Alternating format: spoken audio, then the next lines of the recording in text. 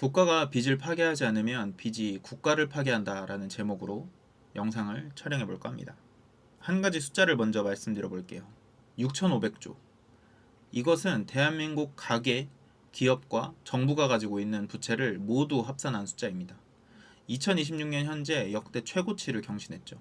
그런데 솔직히 이 숫자에 대한 감각이 좀 없지 않나요? 그냥 또 나왔네. 부채 계속 증가하는 거지. 저도 사실 그랬거든요. 처음에는 사상 최대 이런 경고등이라는 게 가슴이 철렁철렁 했는데 매번 나오니까 그냥 스크롤 내리고 있는 거죠. 무감각해집니다. 근데 이 무감각한 것 자체가 사실 굉장히 위험한 신호일 수 있는 거예요. 몸에 이상이 생겼는데 그것을 계속 무시하는 것과 마찬가지죠. 숫자가 너무 커서 실감이 안 나는 것과 진짜로 괜찮은 것은 완전히 다른 얘기잖아요. 자, 조금 더 구체적으로 한번 보겠습니다. 국제결제은행 BIS의 자료를 보면 한국의 가계부채 GDP 대비 91.7%로 OECD 국가 중에 최상위권에 해당한다고 합니다. 그리고 통계청 자료를 기준으로 2020년과 비교해보면 지금의 체감물가는 약 16% 정도 올랐다고 합니다.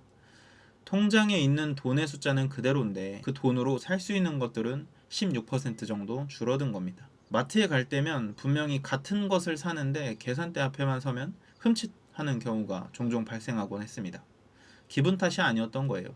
데이터가 그걸 말해주고 있는 거거든요. 오늘은 이 거대한 숫자가 실제로 우리 삶에 어떤 의미인지, 그리고 이 상황에서 우리가 어떻게 판단해야 하는지를 함께 알아보려고 합니다. 그런데 이 감각, 사실 누군가가 이미 아주 오래전부터 기록에 남긴 사람이 있습니다. 그 기록은 무려 270년 전 스코틀랜드에서였습니다. 그 사람의 이름은 데이비드 흉이라는 사람인데요.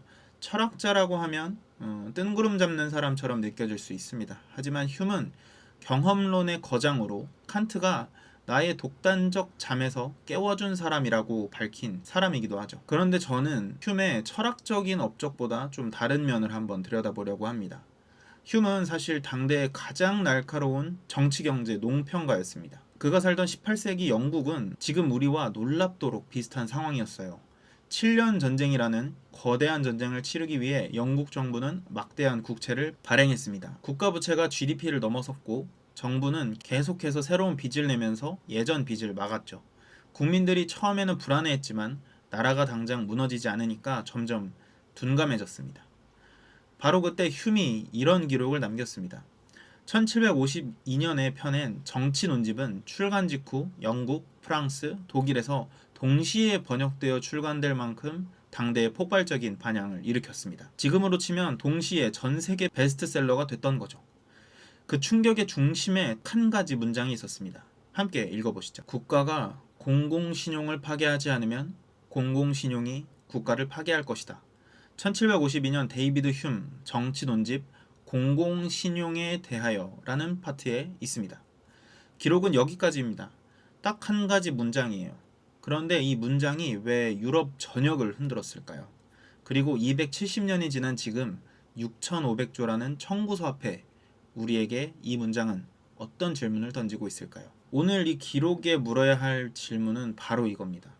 흉은 신용을 파괴하든지 아니면 신용에 파괴당하든지 라고 했는데 지금 대한민국은 둘 중에 어느 길로 가고 있는 걸까요? 먼저 숫자를 한번 봐야겠죠. 한국 정부의 국채 잔액은 2025년 말 기준 약 1,100조 원이었습니다. 그리고 정부는 2025년 예산에서 역대 최대 규모의 적자 국채 발행을 예고했습니다.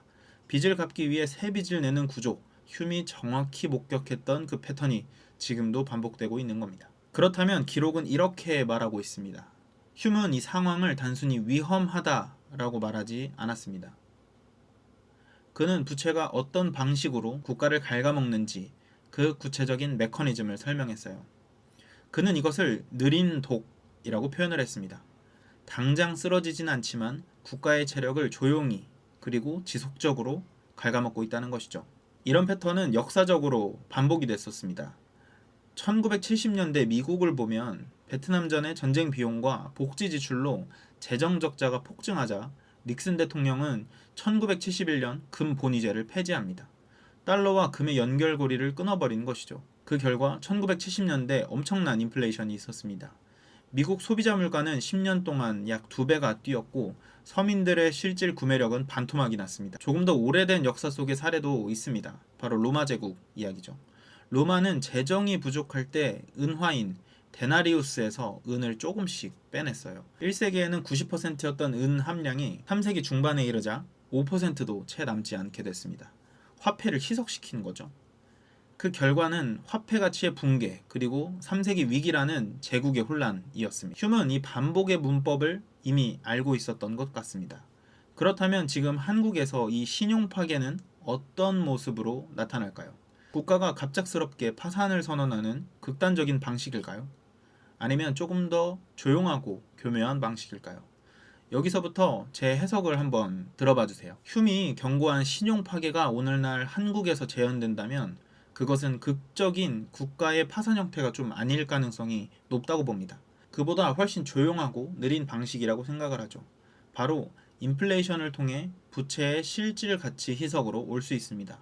역사적 선례가 있죠. 2차 세계대전 직후 미국의 GDP 대비 국가 부채는 120%를 넘었습니다. 그런데 미국은 이 부채를 어떻게 해결했을까요? 채무 탕감도 아니었고 국가 파산도 아니었습니다. 경제학자 카르만 라인하트와 케네스 로고프는 이것을 재정 억압이라고 불렀습니다.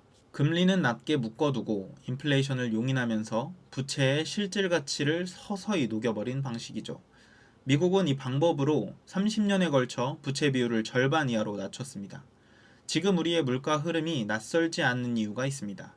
2022년 소비자 물가 상승률이 6.3%를 기록했고 이후 2023년 3.5%, 2024년은 2.3%로 내려왔습니다.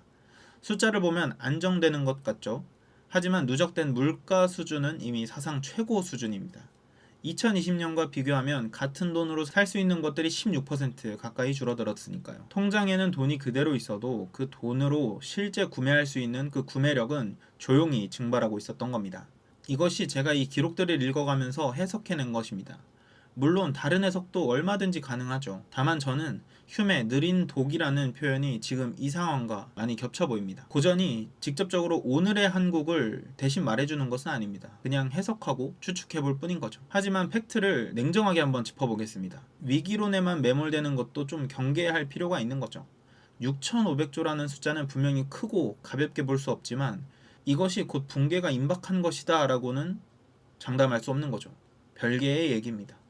먼저 정부의 채무와 민간 채무를 좀 구분해서 봐야 됩니다. 6,500조에는 가계부채와 기업부채가 포함되어 있죠. 정부 부채만 따로 보면 2025년 기준 GDP 대비 약 50% 미만입니다. IMF는 이 수준을 양호하다고 평가했습니다. 일본의 GDP 대비 국가 채무 비율이 260%, 미국이 120% 넘어선 것과 비교하면 한국 정부 재정에는 아직 상당한 완충 공간이 있다는 얘기입니다.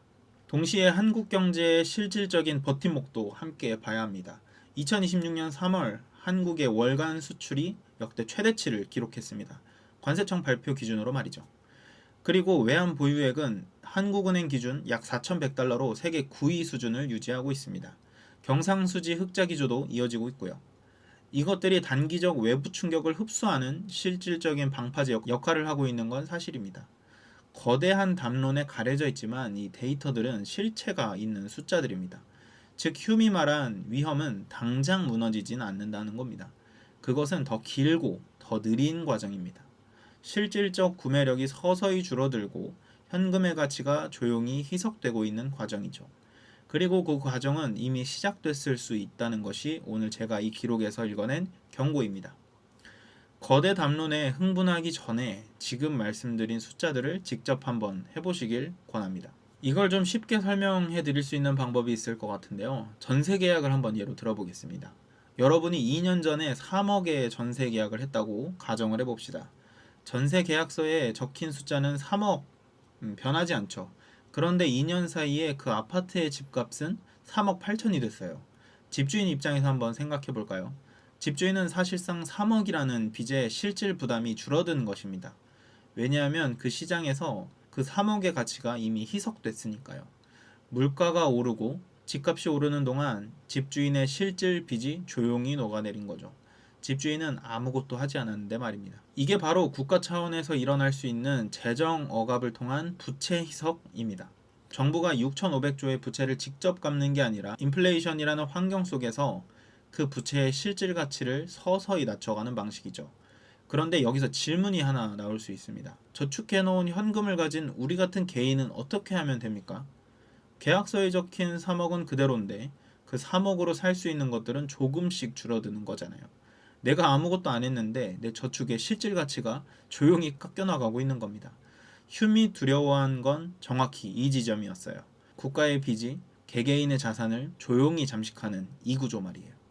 소란스럽지 않기 때문에 눈치채기도 어렵습니다. 집값이 어느 날 시간 지나고 보니 이렇게 올랐네 라고 생각하는 것과 비슷하죠. 그렇다면 오늘 휴메 기록 앞에서 우리가 실제로 할 수 있는 것들은 무엇이 있을까요? 거창한 건 없습니다. 오늘 당장 할 수 있는 건 한 3가지 정도 말씀드려 보겠습니다. 첫 번째는 오늘 증권사 앱에 실시간 알림을 한번 꺼보세요. 휴미 말한 느린 독의 속도는 몇 초나 몇 분이 아니라 수십 년에 걸칩니다. 저와 같이 30년을 바라봐야 하는 장기 투자자가 30분마다 알림에 반응하는 것 그 자체가 이미 시야를 잃는 겁니다. 알림이 울릴 때마다 뭔가 해야 할 것 같은 느낌, 그게 오히려 장기적 판단을 흐리는 가장 큰 적입니다.